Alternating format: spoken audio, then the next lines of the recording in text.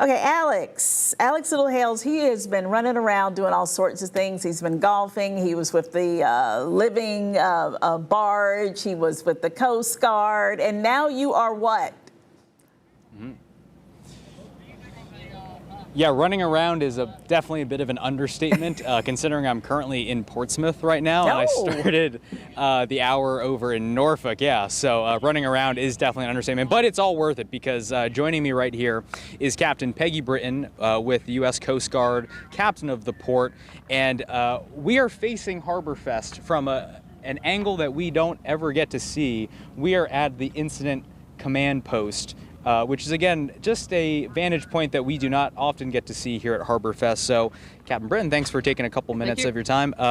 First, wanted to ask, what exactly is this? Where are we? And for folks that are at Town Point Park and at Harborfest, this is something that they don't get to see, but obviously is a huge part of the Harborfest experience that makes it all happen. So, where exactly are we right now? Currently, you're over at Hospital Point on the Portsmouth Naval Medical Center. They allow us to use this footprint where we can set up our response posture in case anything were to happen. And it's fortunate, actually, when people can attend and not be impeded by any posture that's on the water. But we also want to make sure that we're there to keep everybody safe, because as with any big planned event, we want to just make sure that everything is going according to plan and that people can have fun and do so in a safe manner. You've been with the Coast Guard for 25 years, yes. You said? So how long have you had how long have you overseen the operations here at this specific command post in relation to Harborfest? In relation to Harborfest, my first Harborfest was back in 2015. Okay. So I've actually had a decade of seeing this, and it's really evolved through the years. We perfect it every year with some lessons learned, and we're really gearing up not only for this weekend and keeping everybody safe, but for Sail 250 in June of 2026. How complicated are operations like this? Obviously, there's so many federal and state and local agencies that are a part of just making this all happen. How many, from a staffing standpoint, can you just tell me a little bit more and help our folks understand just like how much goes into this?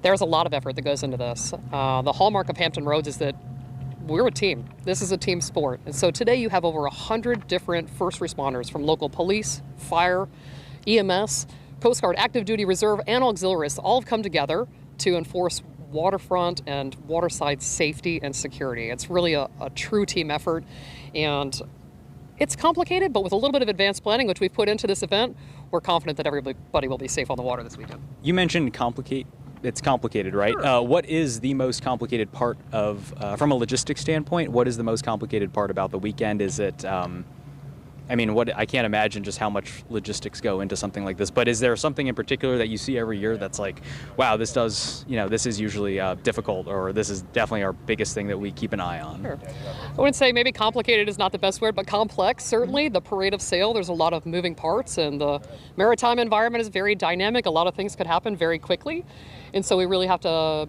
be on our toes during the parade of sail, but also with our search and rescue demonstrations, the drone show, the fireworks.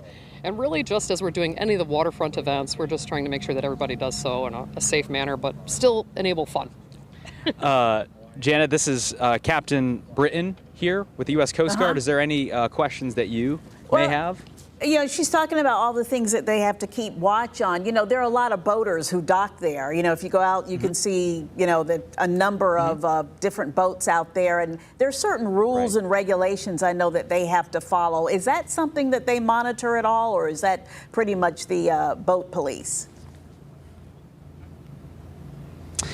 So I guess the question is the rules and regulations surrounding boating right now, even just recreationally, how much of that is this response versus, local police, if I'm understanding the question correctly? Like, what is the response like and attempts to just kind of look over recreational boating at this time over this weekend? Specific to Harborfest, and this is the 49th year that we've done this, we do implementation of regulatory measures to make sure that people are safe during specific times where we do have to secure the waterways for just a limited time to make sure that all the first responders and all the recreational boaters and everybody is safe. And that's predominantly during the drone show and the fireworks display. And so the Coast Guard is working with all of the partners to make sure that we enforce those zone closures, but get them open as soon as we're able to once the event is concluded. Just a wealth of knowledge. Janet, anything else? No, that's it. I guess we are all thankful that they are there and protecting us because we really appreciate the hard work and the dedication that they do. Yeah, just thankfulness, for the response from all the responding agencies. Yeah, so thank you. Thank you, Captain Britton. Thanks to everybody who's participating. This is amazing. Fest Events is wonderful to work with. All right, there you have it, Captain Britton, over here at the U.S. Coast Guard. All right, thank you so much, Alex. We appreciate that. And now I guess just another update, kind of run down the schedule. We talked about the drone show that's going on at 9:30 tonight. That's the big thing for tonight. But also tonight, let's see, that Splash City Golf is from 3 to 8. And then you have the visitation of the ships that are out there. That's going on from 3 to 6 today, and it's from noon to 6 tomorrow to visit all the ships. If you saw the parade of sail, there's so many ships docked out there, and they're going to have visitations for those ship tours open to the public.